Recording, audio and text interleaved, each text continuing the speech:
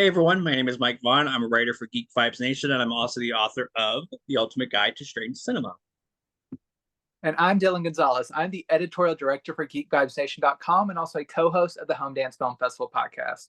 And welcome to a new Video Addict new release roundup. If you're new here, welcome. What we do is we go back and forth and we talk about the latest home video releases, the good, the bad, the really bad, a little bit of everything. But I'm gonna start this off, and I wanted to start off with like a fun, like bad title. Okay. Not really horrendous, but kind of fun. And that is Double Trouble. Oh, yeah. And I don't think this had reversible art. Nope. Okay. Um, so this is like basically every kind of cheesy 90s cop movie. It's funny, it even has that sort of like the cop, the chief brings him in and he's like, you're reckless, you don't play by the rules. But he has a twin brother who, one's a cop, one's a criminal. They team up and shenanigans ensue. Um, yeah, so it's objectively not good, but it's so kind of cheesy and sincere. I actually had a lot of fun with it. It's not very long. I think it's like just under 90 minutes. The pacing is actually pretty good. Very of its time with some of the jokes. There's a gynecologist joke that really is super cringe. But yeah, I don't know. This seems like something that you would rent if like all of the other really good titles were like taken. But you would still have a good time. I mean, he's a bad boy. He's rocking the crop top here. Very cheesy. I kind of like these sort of like twin shenanigans genre. So it's fun. The presentation looks nice. I don't know if this is a new 2K scan, but it's not pristine. You can tell it's maybe like a little bit of an up convert of like an older master, but it's overall really nice looking. It's not that visual of a movie, like it's very kind of by the numbers, but yeah, it's fun. It's a nice presentation. We only get a trailer. I kind of wish we would have got like a commentary track or maybe a new interview or something, but yeah, it's just kind of fun to have this out. Double Trouble, I enjoyed it. You reviewed this for the site, right? Not yet. I probably will be in the next week or so, but about halfway through it, I was like, "Oh, this is something I'm never going to watch again."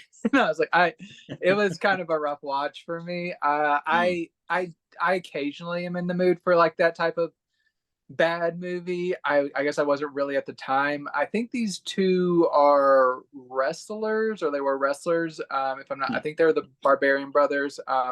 And you can tell that acting is not their forte. Yeah, yeah, and yeah. yeah. And yeah, I get that. Like objectively, it's hard for me to say this is like a good movie. And I think you're right. You do kind of have to be sort of in that mindset to really enjoy it, but it's kind of cheesy, fun. I think it definitely reminds me of like a classic VHS rental back in the day. Again, if all the other really good titles are taken, but yeah, I don't know if you like sort of like so bad they're good. I mean, it's mostly bad, but it's pretty fun. Check it out. Yeah, sure. Roll the dice, see how it goes. Oh, I wanted to. Hopefully, no one's watching this with their sound off. So, my first title, I wanted to start off with on a positive note. Most of mine are positive. There's a few kind of lulls in my slate. But I was very excited to revisit this first movie, and that is Night of the Comet on 4K, which was released from Scream Factory about a decade ago, and I never ended up picking up that release, but I'm glad to get this 4K release. I think the last time I watched it, I recorded it off of cable. No reversible cover art. So I wanted to see how this holds up, and it's a lot of fun. It's a journey because it's never really settled into like one genre. It starts out as like, the basic story is like it follows a girl who she's like working at a movie theater, and there's like this big like once in a lifetime event of this comet passing over, and everyone like is like super excited. They're like hosting viewing parties and everything, and she's stuck at work in this theater. And overnight, this comet causes pretty much everyone to just like disappear, evaporate like into red dust, basically. And she kind of wakes up and just trying to figure out like what is going on in this world. But like, thankfully for her, her sister was also kind of in a similarly protected structure, and they do go kind of on this journey where they're trying to like figure out what's going on, if there's any other survivors, what they're going to do and stuff. And it kind of starts off in kind of like this familiar kind of 80s teen movie antics, and then it kind of dips a toe into kind of zombie territory with some of the creatures, like the reanimated people. Oh, I'm not sure if they're reanimated. It's just a zombie-esque figure, I'll just say. And then it's a road trip movie, and then it's like a hangout movie with like hanging out in like a structure, like a mall or a radio station. And then there's like another level of like government intrigue that enters the plot. So it's just kind of like a constantly evolving story, which I think the most similar thing I can kind of think of, which I gotta have like a soft spot for it in my heart, but I know a lot of people hate it, is like this 2008 movie called Doomsday, which is like 4 movies in one. It's very insane. It's by Neil Marshall, who did The Descent, and it's just like, it's insane. It's a zombie movie. It's a medieval movie. It's all over the place. But Night of the Comet, it handles the blending of genres very well. I think it has like a very light kind of like a silly tone a lot of the times. It can kind of get a little bit creepy whenever it needs to be. Some of the kind of like makeup effects are very effective and like kind of like not scary to people who like watch a lot of horror movies, but kind of like, oh, that's kind of creepy and stuff. And it's just like a well done 80s sci-fi movie with a tinge of horror elements, tinge of comedy. It's like it does it well. So I like the cast. The plotting's really good. It's like just over 90 minutes. It's just a fun throwback sci-fi movie, and it's like for people who are like wimps when it comes to horror movie, which this was an early one that I watched with my wife, who isn't super into horror movies. She can handle some stuff, just not like demons and everything. She handled this very well, and I think she also quite enjoys it. So this new 4K looks very nice. It's from a new 4K scan of the original camera negative in Dolby Vision. Looks very nice. Like I said, the other Blu-ray is like about a decade old. So this is a massive improvement. The included Blu-ray is also from the original camera negative.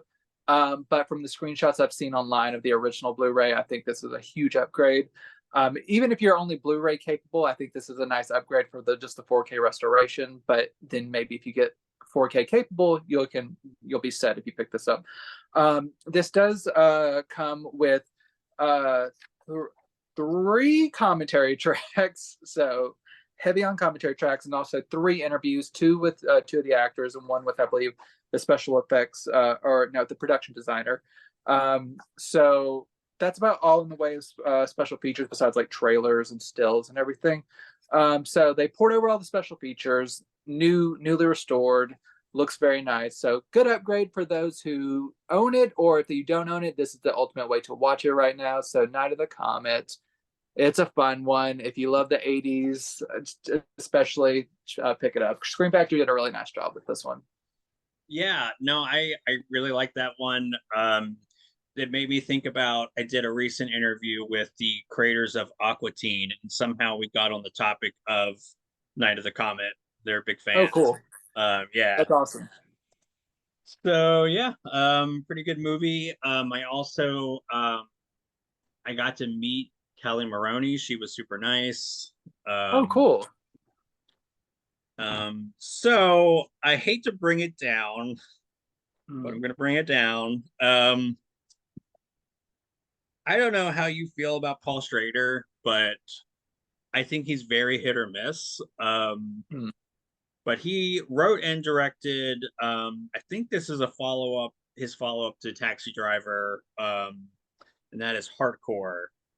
And this was sort of infamous for like that scene where he's like, "Oh my God, not my daughter!" Like he's like seeing her like, I think it's, oh yeah. So there is reversible art, and it's this, Mm. it's that moment that I beautifully Yeah. created for you. Yeah. Yeah, no. So to be fair, I think there's an interesting premise in here somewhere. I think that it lacks the sort of nuance to really get it to the finish line. It's just a very mean movie. It's really mean. It's kind of nasty. Um, it's very much like sex workers are garbage is what I feel like Paul Schrader saying. This is like I don't know. The thesis of this movie is, you know, he's this uptight Christian. He's very morally right. It's almost sort of like it reminded me a little bit of like the original Wicker Man in that regard, where like he is sort of in interloping into this world that's kind of he deems as very scummy and gross, but he won't be shaken in his moral fortitude. And he meets this sex worker who I was like thinking, okay, this is interesting. They're very opposites. Maybe he'll like grow from this. He'll be like, oh, like the movie even sort of plays with this, like where she's like, I'm a person too. Like I have my own sort of values and morals and stuff. And he's like, no, you don't. And so I'm thinking, okay, maybe this will be a really nice arc for his character. Like he learns that these people have value. No, it ends with him hitting her pretty hard and then kissing her and saying like, I don't know, it's basically like his goodbye. It's I God, I hate it so much. It, yeah, it's got a really great cast. I mean, George C. Scott is amazing. Peter Boyle, who I like, but he's utterly wasted in this movie. Like they don't really do anything interesting with his character. And I don't know, it's kind of interesting because like Paul Schrader has sort of come out with like being very ultra conservative, which is weird that he wrote Taxi Driver. Um, and I don't know, like in recent news, he's like come out and said some pretty gross stuff. Also, he, this is like blows my mind that this is a real thing, but he uses the racial slur twice on the commentary for Blue Collar. So pretty casually, like during his commentary track. It is amazing that they just kind of didn't cut that, but it just, I don't know. What I'm saying is I think he feels like he's the character that George C. Scott's playing. He's has his morals, he's unshakable, nobody grows or changes, he's just awful. Perhaps that's Paul Schrader as well. I don't know. Um it does have some commentary tracks, a trailer. As I showed you, it has reversible art. I'm kind of surprised that this didn't get a an actual like 4K ultra release, but maybe the elements weren't there to do that. But it still looks really good. I mean, this is a visually interesting movie. Like that's kind of maybe the one thing I will say about it is it really does capture that sort of almost giallo kind of grimy, gritty city like hellscape. Um and yeah, so I think like this looks really nice. It doesn't say it's from a new 4K scan, but I mean, whatever they used, whatever the source was, it looks really nice. I had not seen this before previously, so I don't have anything to compare it with. But yeah, it overall looks really nice. Sounds good. Again, it does have some commentary tracks if you're interested in listening to um, Billy Graham talk about hardcore. Uh, well, and it's also very tame for how it's sort of built up. Hmm. Like it really doesn't really go for it, and it's just I don't know. Like I said, it just comes off mean and kind of nasty.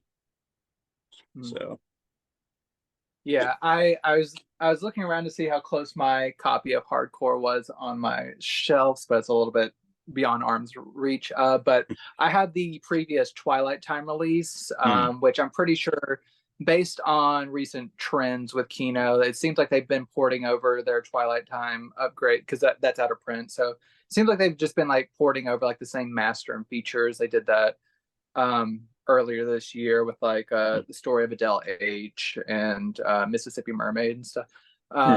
So I would assume that this is probably the same master as that one. They're just bringing it back in print, giving it a slip cover, reversible cover art. I guess I need to watch it now since, like I said, I sometimes I need an incentive to watch things. But I do like Paul Schrader's movies a lot of the time. I especially some of his more recent ones like First Reformed and everything. But I guess we'll see how I fall on this one. I knew I kind of knew what it was about, but I wasn't sure how it's going to be handled. But I guess we'll see how I come down on it. yeah. My next title, I'm not going to be as down as you, but this is more kind of like a disappointment compared to what I wanted it to be, and that is the new 4K release from Scream Factory of World War Z, which I guess is another example of like I had the Blu-ray for a long time and I didn't get around to catching it, and now this 4K came out and finally got around to watching it. I've never seen this movie before, so I knew it kind of had an uneven reputation. I know some people enjoy it, and then some people say it's not very good. I would say I kind of fall somewhere in the middle. I think there's some good elements of it, but then I think it's kind of underwhelming, and I think it's just not really structured very well. But just for those who don't know, it stars Brad Pitt, and he plays like a Secret Service or no, United Nations investigator, but he's like a former one, and he's like taking time off to spend time with his family. But then kind of this basically zombie pandemic starts just like immediately. It's like as soon as the movie starts, and you don't really get a lot of information at first. It's just everything goes to hell, and they're trying to get out of the city. It's like him, his two daughters, and his wife. And this isn't like an unfamiliar like territory for zombie films. It just kind of jumps into the action. I think how it kind of try to differentiates itself is like he does have this position of power that he does end up getting like rescued by this kind of larger military presence, and it's like this organization trying to figure out how to end this crazy pandemic that's turning people into zombies. And then he starts kind of traveling on his own. Like he leaves his family behind on like this naval ship, and he starts traveling to these different countries to figure out what they're like, maybe where this started, how people are protecting themselves against this pandemic and everything. So like I think in Israel they built a wall, and then like in another place like there's like reports of people just like, oh, they just like pulled everyone's teeth out so no one can be bitten and stuff. So like because like everyone's just like going to be, so it's just like there's different kind of like places he goes to, but where I think this movie falls apart is there's no real meaning to it all. I know that sounds weird, but like he'll just go somewhere and like he kind of has like this plot armor to him where he does get hurt, but a lot of times he just kind of like sees something crazy happen, then he ends up like, oh, I need to get the hell out of here and go to this place. So it's like jumping around to places where there's like, here's a set piece, and then you forget about that, you go to the next place, here's a set piece, and it's just kind of like you're just waiting for him to get to the final place where he will potentially figure out like a cure or like some kind of information that he needs to know. But it's this, there are certain sequences that are really cool. I just think that overall as a narrative it just kind of feels kind of like, okay, when are we getting to like building, like it doesn't feel like each step is building like something like, it's not like he goes to one place, learns something valuable and can apply it to the next place. It's just kind of like sequence, and it just, especially now, it's kind of a victim of us living through this pandemic. So it kind of like, I know I was watching this with my wife and we kind of both had this issue of just like seeing the response to like this on the movie, like eerily mirrored what we've been going through the past several years. And then it's just kind of seemed kind of ludicrous how they were kind of leaning on like a certain response from the public. And we were just like, oh, that wouldn't happen. Like, we just kind of know how humans work now, like in a crisis. So that kind of like was not really pleasant to watch now, I guess. So that was kind of an added layer that was kind of disappointing. So overall, there's some fun things within this. I just think it's not a very cohesive, substantial movie, especially when there's so many good zombie movies in like cinema. Like I wanted more from it. It is more so an action movie than a zombie movie. I think the most like entertaining sequence is one where there's like some zombies like get loose on a plane, which like kind of develops in a fun way. But other than that, it's kind of to me. And unfortunately, I kind of have to say the same about this 4K, not because of how it looks, but just because of its wasted potential. I say that because I know a lot of people, like there was outcries whenever this was announced, the details of this, because whenever this was released on Blu-ray, it was released with an unrated version. That's pretty much the main version you could purchase. And the 4K version on this is a theatrical version, which is about 10 to 12 minutes less. And it takes away pretty much all of the blood that was like kind of digitally added for the unrated version. So it's less visceral and everything. I mostly had a chance to watch the theatrical version. I kind of spot checked the unrated version. I'm interested to see how that kind of flows whenever I do get around to watching it for my full review. But I can understand why people are irritated. But this is from a master supplied by Paramount. It's a new 4K master. So I assume that Screen Factory was subject to whatever Paramount delivered to them. So they just delivered the 4K theatrical version and left the unrated version, which is included on a Blu-ray. So there's one 4K disc for the theatrical, two Blu-ray discs, one for theatrical, one for unrated. So it is included. And I would say, okay, you can buy this, watch the theatrical in 4K, and also still have the Blu-ray of the unrated. That's fine. But also another step back for this is the previous Blu-ray release had a DTS 7.1 soundtrack. That is downgraded to a DTS 5.1 soundtrack on this release for all versions of this movie. So you also get like a slight decrease in like audio quality. So it ports over all the special features. There are no new special features. I think there are some special features that were not included on the previous Blu-ray, but were exclusive to some version of the disc in another country, but it's not like a completely new special feature. So there are technically new special features, like new to the US, but not maybe new to everyone. So you have to be a real fan of this movie in order to say that this 4K is a success, because it does look really nice in Dolby Vision. I do want to make that clear. It does look very nice. And the sound is strong for 5.1. It's not the preferred cut for most people, and it's a slight audio downgrade. So I think Paramount really screwed Screen Factory on this one in terms of what they delivered them. It's a nice release. If there was no unrated cut, it'd be a very good release. Otherwise, you really have to weigh whether or not this is a real upgrade. I spot checked it with my previous Blu-ray, and it does have like a refinement in like black levels, color saturation. Things are a little bit more detailed, like the nice uptick in detail.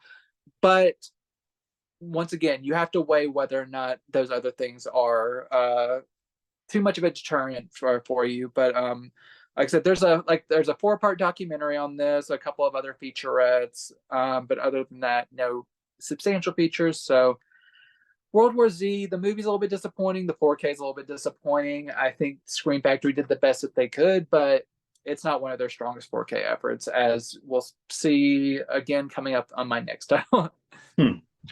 Yeah, I had not seen that one, either version. So sounds like maybe try before you buy kind of situation. So this one kind of ties into something that you reviewed a little while back, which was Saturday Night Fever on 4K. Well, if you wanted the sequel, Staying Alive in 4K, Kino Studio Classics has you covered in all that grease and sweat, and I mean, I have to imagine it's just tons of hair product that's just saturated. For sure. For sure. So but it was an interesting watch. But I think this just this doesn't have a reversible art. So I tried to watch Saturday Night Fever to lead into this, and I just couldn't do it. I got through like an hour, which I think was pretty good. I don't know, like somebody needs to explain to me why that's such a cultural touchstone. Like, I get that it captures a time, the disco movement, like I understand all that, but like it's just really bad and like very casual, every kind of ist you can think of. So thankfully, I think Staying Alive kind of is a little bit less hardcore when it comes to sort of like the racial stuff and the homophobia. There's a little bit of homophobia, of course, but fortunately. But yeah, I kind of wish I could say this was so bad it's good. Like it's like crosses into that sort of cheesy, fun level, kind of like with Double Trouble. It's just the movie's so bland that it never really takes it to that level. Like it never really goes far enough to really become like an unintentional, fun, bad movie. There are some nice moments. There's a really great scene with John Travolta's character and his mother. And I know in the previous film they kind of had a fight, and it's this really sweet moment. I also will say that, prime John Travolta like had a lot of charisma, had a lot of charm.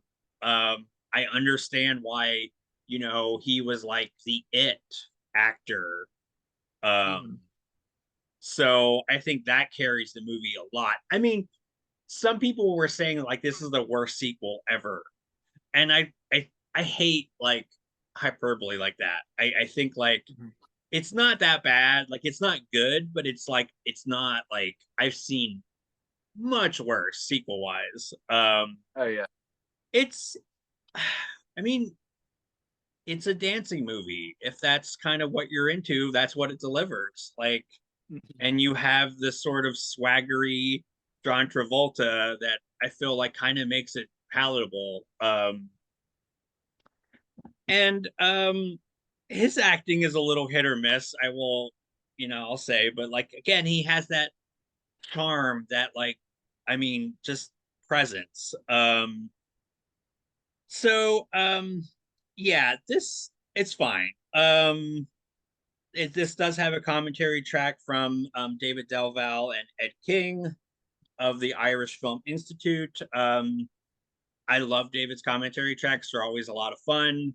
I feel like that's kind of worth getting this alone. And then it also has a new interview with Finola. Wait, oh my God, um, Finlona. I don't know how you say it. Hughes. I'm butchering her name. Phenomena? Yes, we'll go with that. And I don't know, this is kind of wild because like this is written and directed by Stallone. Oh, So it kind okay. of has, yeah, so like it does have this sort of Rocky-ish moments, like the underdog, like triumphing. And I mean, I know in the first Rocky he didn't like, I don't think he won, but he, became a better person, Spoiler. right? But yeah, Staying Alive, it's fine. It looks really good. I will say, again, this is one that I hadn't seen previously, but skin tones look really nice. There's a lot of that natural grain that they keep. It's not like scrubbed, like it's not overly processed or worked. I will say things don't look as sharp maybe as they could have been. I don't know if it's just maybe like how certain things were filmed, maybe what the film elements were like. So maybe not pristine, but it looks really nice. I mean, I had no issues with how it looked. Sounds really good. And again, you do have some nice extras. So yeah, I don't know. I mean, there's probably a little bit of a you know fan base for this movie. So this one's for you guys.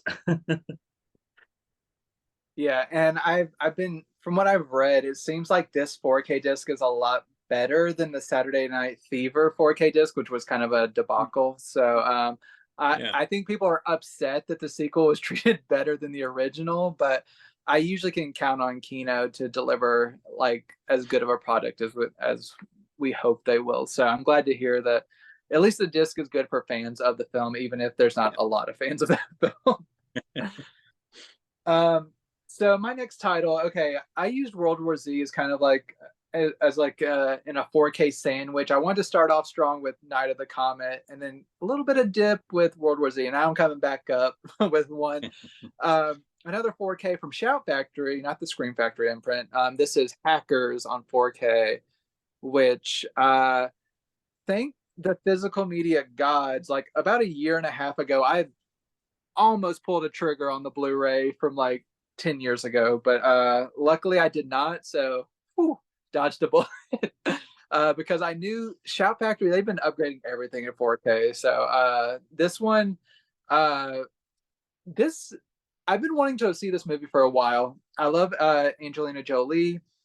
Johnny Lee Miller's usually pretty charming in whatever he's in, and this is like a full on like especially 90s movie. Like there are so many like character actors in this. Like you got Fisher Stevens, like Matthew Lillard, Jesse Bradford.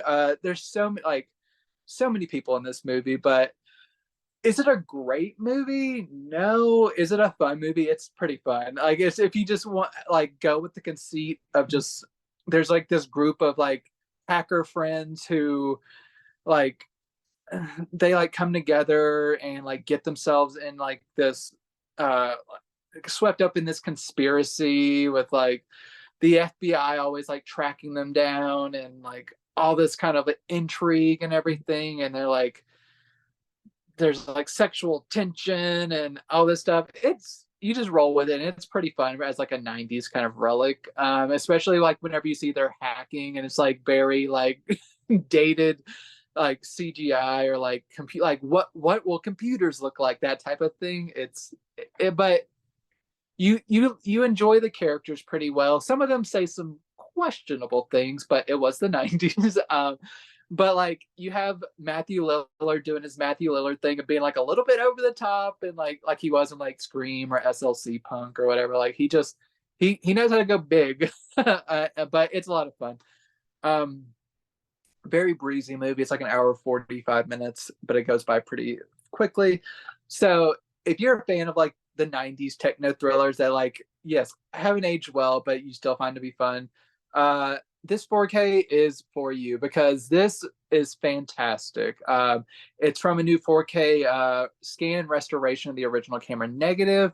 Like I said, I dodged a bullet on buying the original Blu-ray, but from what I've like seen online and like kind of compared some screen caps and everything, that old master was very like dodgy at best. So seems to be a very big upgrade.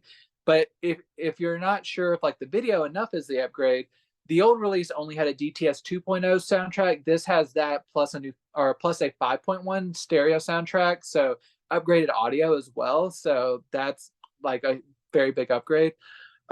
You also have a very substantial documentary that was ported over. There is a 64-minute documentary on this movie that's included on the Blu-ray disc, which is really cool. They got like a lot of really nice interviews with people.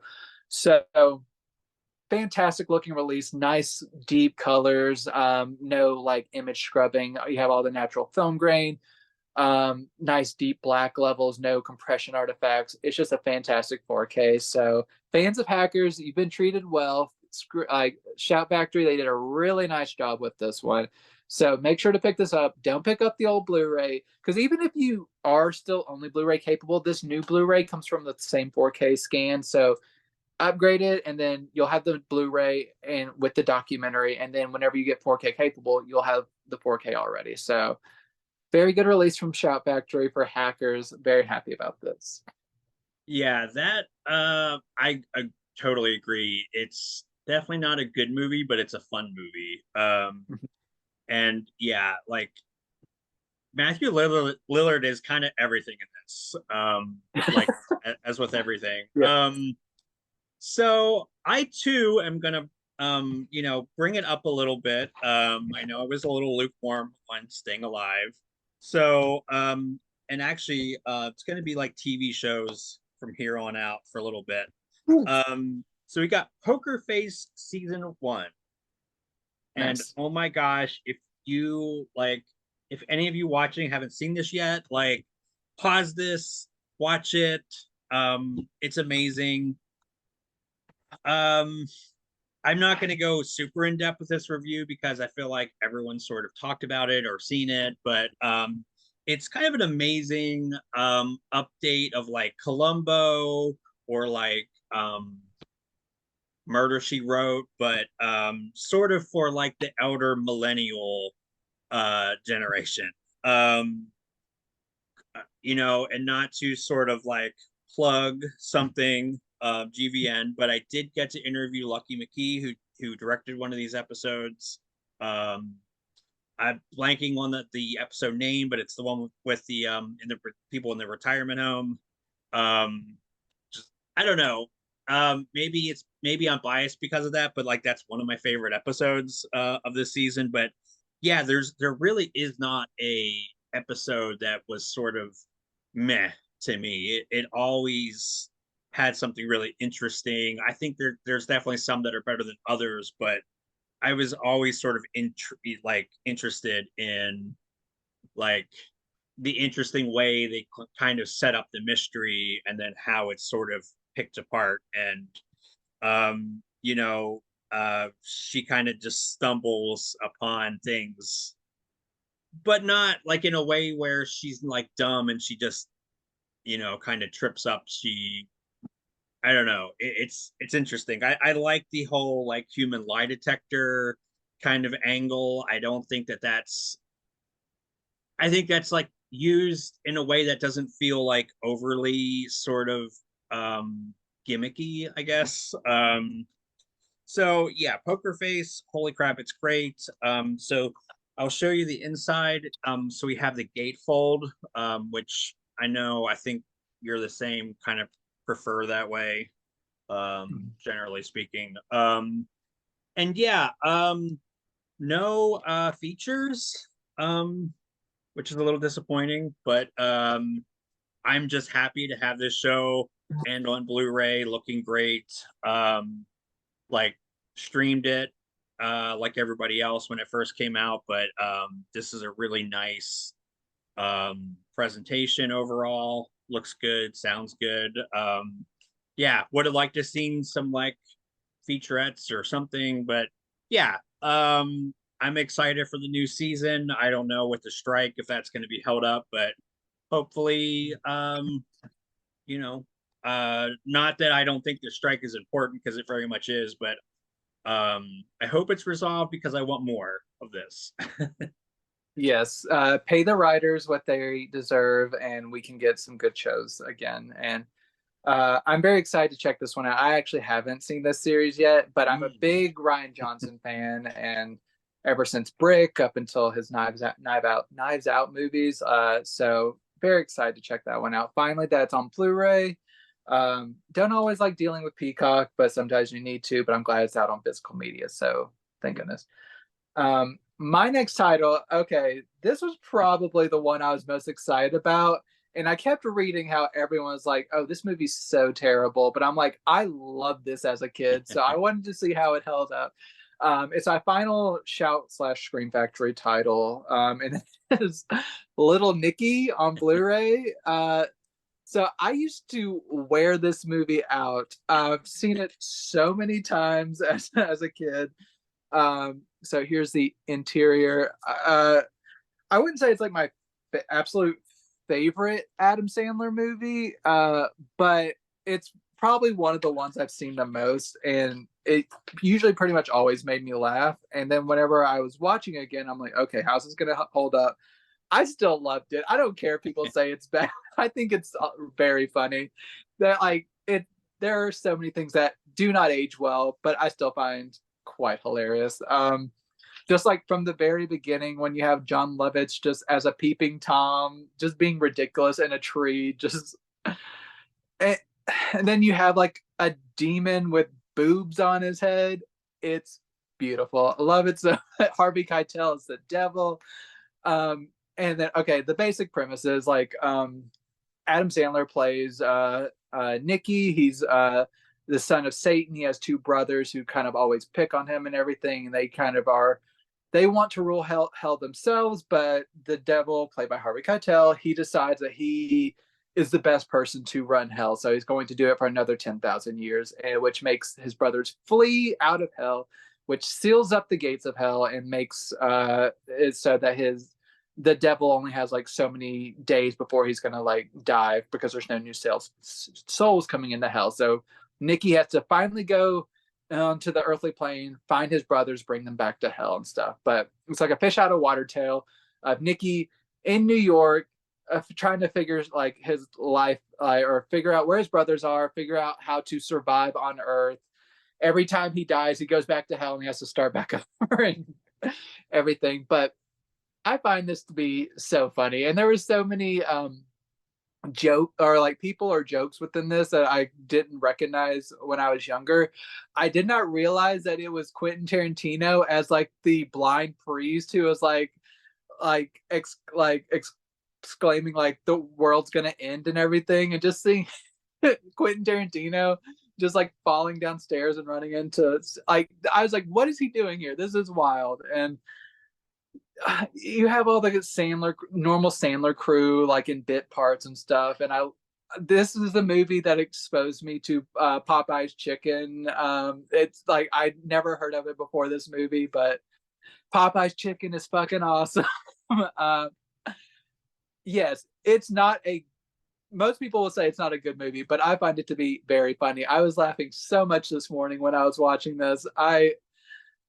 It's like a comfort movie for me. I still knew so much of this movie as we were watching it. I was just like, okay, you're gonna shove a pineapple up Hitler's ass. This is great. Love it so much. People are gonna think I'm insane for how much I like this, but I love Little Nicky. It's great. And this Blu-ray, I'm so glad to finally upgrade from DVD. This has been a long time coming. This is from a 2K scan of the inner positive. It looks very nice. Maybe yes, I would have loved a 4K scan, but it still looks very nice. It's been like maintained very well. It's nice, crisp picture, nice colors. It's a big upgrade from DVD for sure.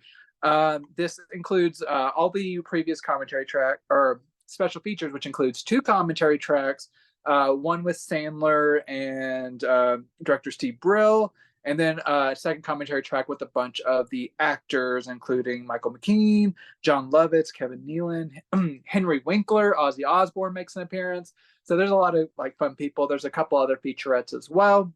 So no new features, but they ported over all the special features and they gave it a new 2K scan. So overall, I'm thrilled to have this on Blu-ray. As an Adam Sandler fan, this delights me so much. So if you're a fan as well, if you're a freak that likes this like me, definitely pick it up. I don't think you'll be disappointed. Nice. I definitely know that like that definitely was a staple back in the day. Like I feel like everybody like kind of had that VHS. And it's good to hear that it's a good upgrade. Because I know it does have a fan base. Maybe you're the only one, but Right. that's fine. Yeah. So I am continuing my TV theme going on here, and that is Pennyworth, not Pennywise. Yeah. That's a little inside joke. So we have a spreadsheet, and I don't know, I was probably half awake when I was filling it out, and you know, Warner Brothers, they technically own Pennywise, so it could, you know, I filled it out as Pennywise, but I Yeah. still Yes. think a crossover would be awesome. Mm-hmm. Um, now have you, Alfred and Pennywise. yeah, like a detective team or something. I love it. Okay, so let me just show off the packaging before I really get into this here. We do um get a little bit of some bonus features. It's not super stacked, but I mean it's something, and I appreciate that this is just on Blu-ray. So again, we have like the gatefold discs, which is really nice. Yeah, so how do I feel about this show? It's fine. I don't think it's awful, and I don't think it's amazing. It's sort of in that kind of middle ground. It's kind of a Batman spinoff like nobody really seemed to want or ask for. And I don't really think that the premise is bad on the face of it. And I'll even go further and say I like the first two seasons. They're fairly enjoyable.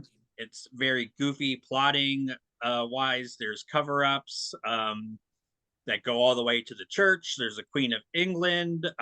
Aleister Crowley shows up there, because why not? And you know, I one of the big things I like is it does give like Martha Wayne a lot to do. And she usually just seems like she's just kind of the victim slash footnote in Bruce Wayne slash Batman's life. So seeing her have some agency and doing some things is really awesome. I think season 3 is kind of really where it dips, and it definitely gets sillier. It loses focus. The finale isn't very satisfying, but I kind of assumed that maybe they thought they would have another season to wrap things up.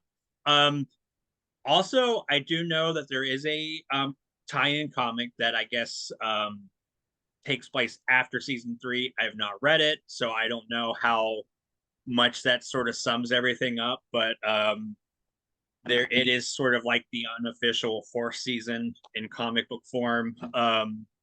So yeah, it's all right. I wouldn't say it's like amazing. I feel like if I'm going to do like a sort of a guilty pleasure Batman series, it would be Gotham.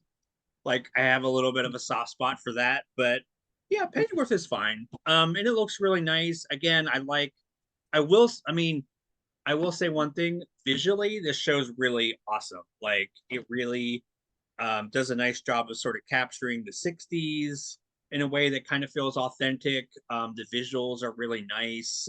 It's very moody, especially in the first couple seasons. They really are hitting that kind of like gray, foggy kind of spy kind of situation. So yeah, I'm happy that we got Blu-rays instead of DVDs. And yeah, we like I said, do have a few featurettes, not spectacular, but it's better than nothing. So yeah, Pennyworth, fine. That's probably the best I can do. It's not awful. It's just, yeah, it is what it is.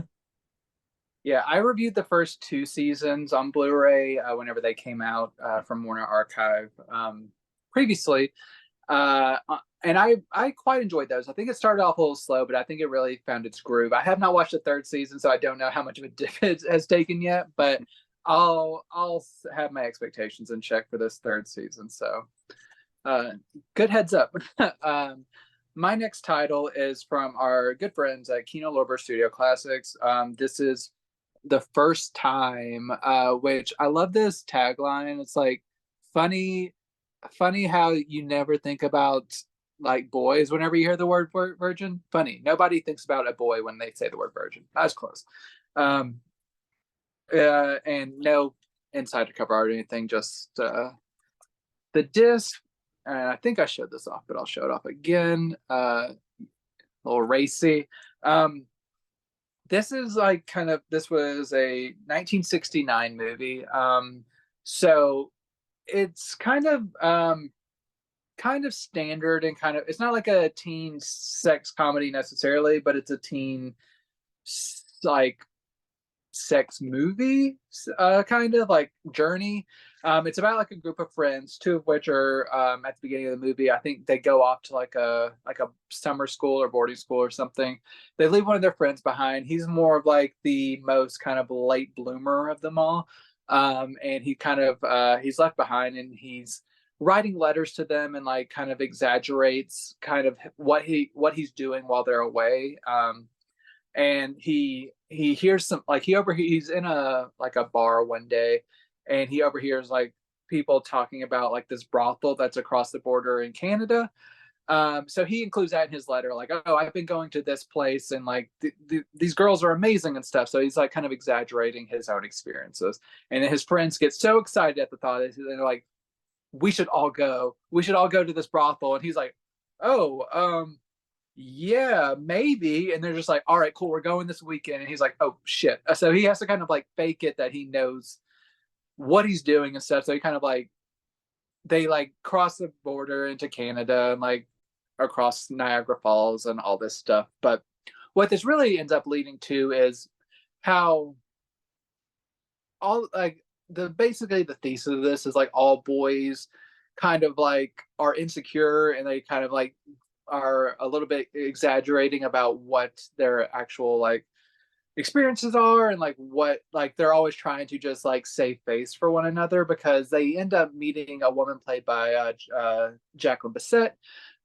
who they meet her in a bar, and she kind of needs to make her way back into the US, so they kind of help her sneak into the country. And from there they kind of like, it's kind of their journey of just like an internal journey mostly. Like they do travel into the US, but just like how each of them are kind of like wrestling with what the realities of their experiences are, what they actually want out of it. Like, because they all say like, oh yeah, I want to get laid, I want to like do this and stuff, but like, do they really, when it comes down to it, what are they comfortable with? What like morally, if they think they're like getting with a prostitute, is that, do they it doesn't complete, like it almost nails it, because it gets to a point that I find very fascinating where they're like with this girl, and they start to realize she is a person or not just an object that to sleep with, and just kind of how that ends up kind of playing out mostly is very interesting, and I think more complex than kind of like the normal teen sex movie. And then they do and say some things that kind of undercut the message a little bit, in terms of like how women should be viewed and like as like a fully formed person and not to be taken advantage of and all this. It's not like a terrible turn or like a totally egregious like, oh, this just like ruined the movie, but I think they were so close to having like a very nuanced portrait of this. It still is okay, but it was almost really good, like in how they portrayed young men and how they should treat women. But overall, the first time it's really interesting, especially if you're a fan of Jacqueline Bisset. She's a really good in the latter half of the movie. The young boys, they do a really good job for what they're trying to do. But overall, it's like almost great, but it's like mostly like pretty good. This does not seem to be noted as coming from a new 2K or 4K restoration, so I guess it's from an older master. It looks pretty nice. There is some wear here and there, some chunky grain, a little bit of black crush here and there, but nothing too terrible. Overall, it's like a solid transfer, but not great. Sound is also pretty good, DTS 2.0. No special features for this, just a theatrical trailer. So usually Kino orders a commentary track. It seems like the past few months, I'm not sure somehow if it's maybe tied to the strike or what's happening, but it seems like they're kind of like toning down on their like some of their output or like some of their special features. Hopefully it's like just an anomaly, but just a theatrical trailer. So dated master, no real new special features. If it sounds interesting to you, you should check it out. But like, I understand if some of that is keeping you back. But first time overall, I enjoyed it. Think it's a pretty good movie. Nice. That's interesting. Like would you say it's sort of like, I mean, Porky's is probably maybe a little bit more overtly comedy, but like where would you put this as far as your like these kind of movies? I would kind of compare it a little bit to The Last American Virgin, because at the end there's like a real gut punch type of ending. I don't think there's as much of that, but it kind of takes it more seriously like that movie does in this movie, which that was obviously in the 80s or 70s. So it was a little bit after this one, but I think it's kind of tonally similar where you may expect like, oh, this might be a horny teen sex comedy, and it is, but it's not. It's like more mature. Nice. Yeah, no, that sounds interesting. I know you said some of it's maybe a little regressive still, but yeah, that was definitely one that was not on my radar, but should check it out. So this is my final like season show kind of thing, and that's Rick and Morty seasons 1 through 6. So this is everything, so you'll be caught up. I like this packaging. So before I get into this, we do get a poster. So I'm gonna try to do that without ripping it. So that's that's a wild poster. yeah. Just I like how it's sort of like it's kind of not what you expect, but I like that. It's kind of trolling you. Yeah, it kind of is, and it's really cute though. I like that. Yeah. So what I really appreciate about like the Rick and Morty seasons is they usually do have like the episode guide. Sometimes they'll do it like in a reversible like slip kind of way, but again we get the gatefold. I feel like again that's like my favorite way of them doing that. And oh, we get cute little vampires thing. So yeah, I know I've technically reviewed all these before, so I'll just sort of like run through it. Rick and Morty is one of those shows that started off with such a high, and I feel like has sort of plateaued. I know really thinking about this and taking stock, I was thinking like seasons 1 through 4, I would say, is like great. Some, I mean, not all bangers, but like for the most part, really good. It's 5 and 6, you start to see like the decline. You start to see it being more of an uneven season. I think I'm like one of the few people that thought like season 5 had more hits than misses, but it definitely wasn't. It wasn't like what it used to be in its prime. Like some of those finales for Rick and Morty were like just gut punch, like like Evil Morty, like that whole, and was it season 2's finale? Incredible. but still pretty good. And I will say that, as always, we do get some extras. These are all port overs. Yeah, looks great, sounds great, no issues. It's nice that, we did get an individual season 1 through 5 and then 6. So now if you want to get caught up completely and you don't have all like any seasons, like this is really nice to just like get caught up. I think it's definitely nicer than streaming it. That of course is always an option, but physical media, we're always here for that. So yeah, really good. It's going to be interesting seeing how Rick and Morty is like post Justin Roiland and that whole controversy. So fingers crossed, because I still really like this show, even though it's kind of been declining. Yeah, just over a month till the new season, so we'll see how it goes. My next title, it's a catalog title from Sony, and it is Angel Eyes with Jennifer Lopez and Jim Caviezel, who is a little bit problematic these days. He's kind of went off the reservation a little bit, but he used to be in some pretty good movies, including Frequency, which is very underrated. But Angel Eyes, it's okay. It's not great, but it's all right. It starts off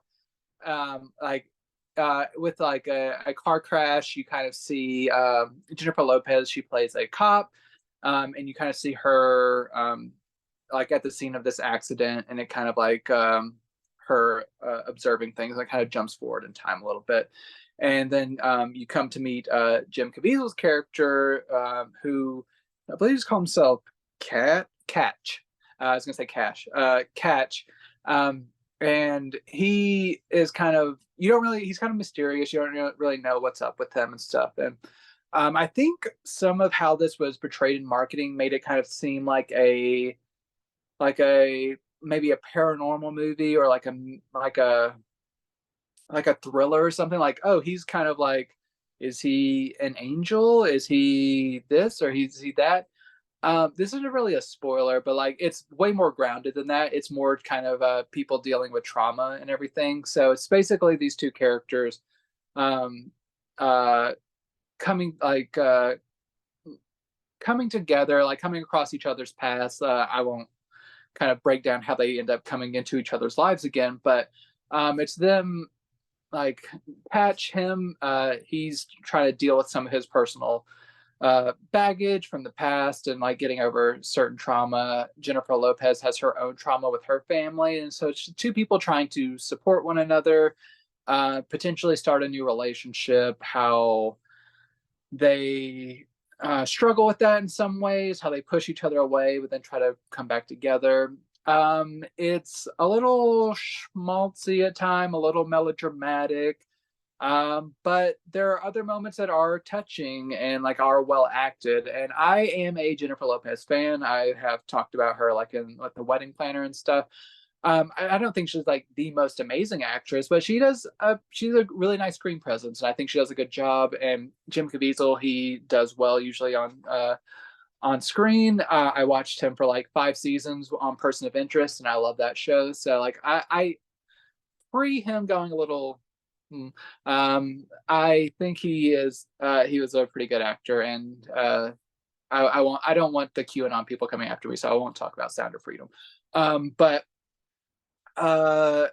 overall, Angel Eyes, it's nothing special. I think if maybe you found somewhere to stream it, you'd probably good for like a single watch. Not sure if most people need to add it to their collection, but if you do like it, it's now out on Blu-ray. Unfortunately, this isn't one of the strongest transfers from Sony. This seems to be from a dated master, and it's not been particularly encoded super well. There's like a little bit of like artifacting here and there, and like a little bit of like a little bit of haziness here and there. So I wish this had been given like a new scan, which would have been really nice, but it's passable video and audio sounds great. 5.1, no special features, not even really a menu screen. You can just have to do like the pop-up menu, and you can choose whether or not to like put on subtitles or not. But other than that, nothing. It's pretty bare bones. So if you really love this movie, you can own it on Blu-ray. Otherwise, maybe like try before you buy, like we say. So especially since it's like a little bit, it's a manufactured on, it's not a burn disc, but it's manufactured on demand, so it's not going to go on sale as much. So it might be a little higher than you're used to paying. It's like $20 or so. So you might want to try before you buy it. Now, what if though it had the anaconda from Anaconda in it? I feel like that would have made it better. Probably. I hope sometime in the next year we get Anaconda on 4K. I'm really wanting. Yes. I want it. Yeah. I think, was it an import that has a 4K box set, or was that just a Blu-ray box set? I think there's a Blu-ray box set of like Hunt for the Blood Orchid, and even maybe a third one. I can't remember if they end up making like another third direct-to-video one or not. Yeah, I think there's like 3 or 4 of them. There's at least 3. Yeah. But yeah, that is like, oh my gosh, I love it. So I'm right there with you. So my final title, I try to end on like a positive note, like, and this one I was just so insanely excited for. That is Batman: Mask of the Phantasm. First of all, I love this artwork so much. Warner Brothers did a really nice job. They never half-assed their like releases, especially their like banner stuff. So,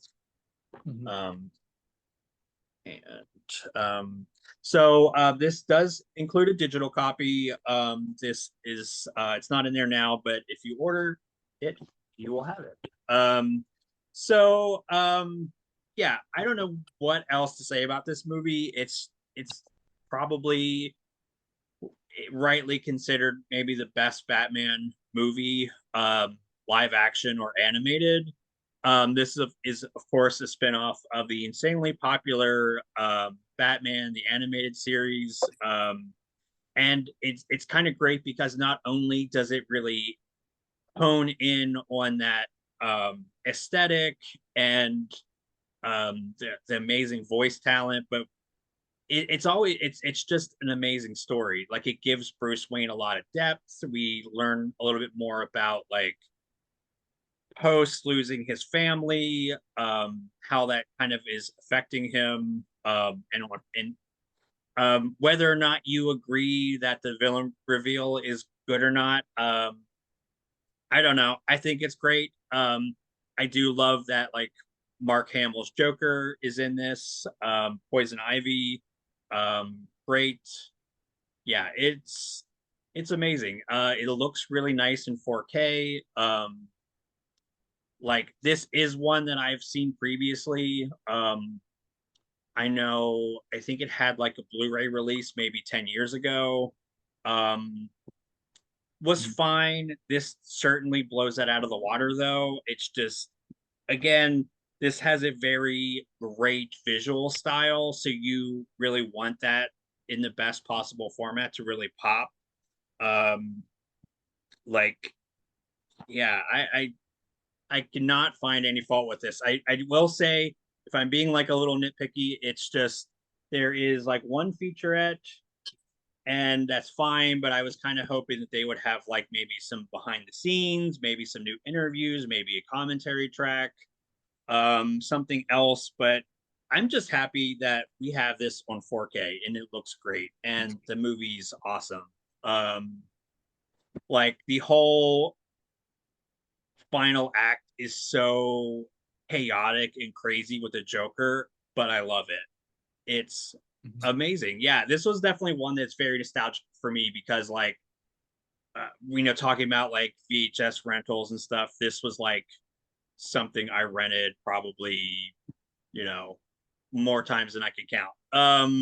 Yeah. So, have you seen this one? Yes. It's been a long time, so I'm looking forward to revisiting. I had the original Warner Archive release, and then I got it again with the Batman the Animated Series complete series set. So I've been needing to rewatch it, so this is the perfect opportunity to put that back on my radar. And from what I remember, it's a little bit creepy, so it might be good like Halloween season viewing. So I'm Yeah. hoping to include that in the rotation. Yeah, that's yeah, great point. I think this would also like this would pair pretty nicely with the Long Halloween Mhm. to really get into that sort of like spooky time mood. But yeah, no, this is great. Again, some people don't, I mean, I'm trying to like skirt around this because I don't want to spoil it, but some people kind of don't like who the Phantasm is. I think it makes sense narrative wise, but yeah. And you get Mark Hamill back as the Joker, and you can't beat that. So um Batman fans must own like one of my favorite releases from this week. Awesome. That's so good. I wish we could end there because that seems like a high point to end this on. I am also going to, with my final title, uh, cover a movie spin-off of a popular TV show. I'm also indulging in my childhood nostalgia, not as well as Little Nicky, but I saw this was coming to Blu-ray and I was like, okay, I have not thought about this franchise in probably 20 years. Let me see how it goes. So that is Yu-Gi-Oh! The movie, which I never saw this movie. I watched the show back in the day. I believe this came out in like 2004, which was maybe slightly after I had finished or watched this. So my memory of the original series is hazy. But what I can say about this movie, and I saw like I wasn't sure what I was going to think about this. I looked on IMDb to see like what the reviews were, and I saw so many 1 and 2 star reviews, and I was like, "Whoa, people do not like this movie."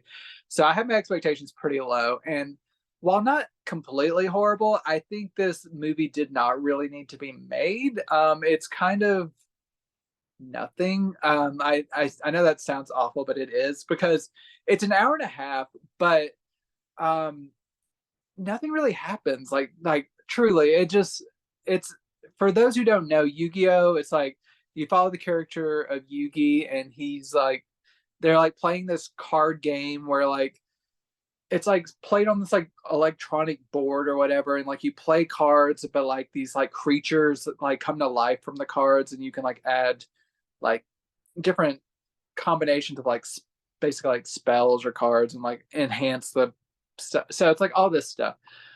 So a good hour of this hour and a half movie is basically like different people playing different battles, like card games. So it's a lot of like, I'm playing my blue-eyed white dragon, and then like they play. He's like, but I'm adding like this like protection spell that like and boosts these hit points and stuff. But no, not that. I'm playing this suppression card, which takes away the most powerful like figure on the board, and now I'm going to reintroduce this thing. And it's like a lot of that, but and like I'm a person who like really likes cool creature designs and stuff. So I'm all about like I love the X-Men for that reason. I'm just like, okay, there's cool like mutants. You get to like see different like people with different powers and stuff. I love that shit. I love it. But you get to see a lot of these monsters that are being played, and they looked very cool. But there's only so much I could take of like people playing a card game that's coming to life, and I'm just like, okay, like I'm just like, we need to. This did not need to be a full length movie because the underlying plot, when you actually do get to it in like the last 30 minutes, like there's like whispers of it throughout, but it's basically this character who is like a frenemy basically of Yugi. He's tired of having his ass whooped by him, and like because like Yugi's like the grandmaster of this game, and he wants to finally take him down. And he has like this ancient like pharaoh person, like spirit person, whispering in his ear like how he can do it. And what he doesn't know, he's being set up to like play a card game, but have it be real and like have like things actually like basically like if you would be like killed in this game, you'd be killed in real life. So it's like this thing that's like this ancient spirit trying to come back and like take over the world. And it's like him wrestling with like this whether or not he's like willing to like basically break bad in order to win this game, or if he does still have some like moral, like he wants to win the right way type of thing. So it's a lot of that. And but it kind of wraps up very rapidly in the end. And like once you get to the conclusion, you're like, oh, okay, so this didn't mean anything really. Like it's just kind of like, oh, we're done with that. I'm just like, okay. So it's like you get to the end of this movie and you just like, how was this a feature film that was released in theaters? It just like parents must have been so bored and like so confused as to why their children were asking them to bring them to this. Um, I had a decent time for some of it, but overall, I think it's kind of a slog. And I think if this would have been a single episode of material, I think it would have been entertaining. But as it is, as a feature, it's quite a slog. But this has been digitally restored on Blu-ray.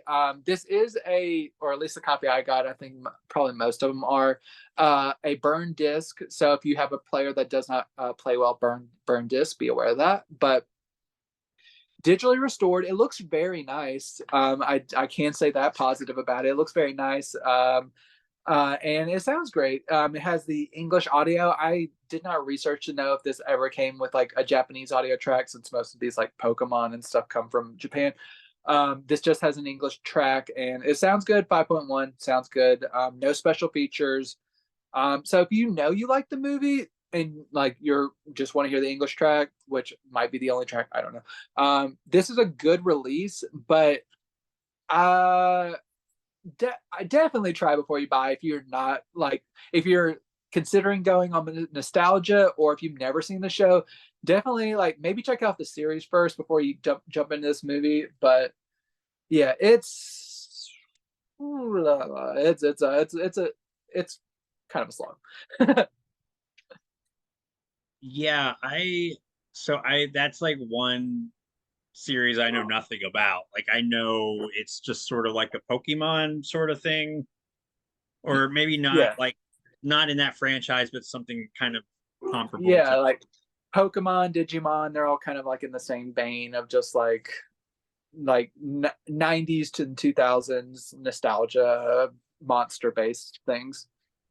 Yeah, and I mean that's an interesting one to sort of end with because I think like for a lot of people, Mask of the Phantasm has a lot of nostalgia properties as well. So yeah, maybe different quality, but yeah, if that's your One's a thing. certified classic, one is pretty terrible. So yeah. Like it's a nice variety that we always offer. So that's why you should subscribe, because we do this every week. And yes, even the dog agrees. So yeah, like I say all every time, any comments, likes, really appreciate that. I know we haven't done a giveaway in a little while. So maybe we'll have something soon, hopefully. Coming soon. I have something in the works, so Ooh, stay all right. tuned.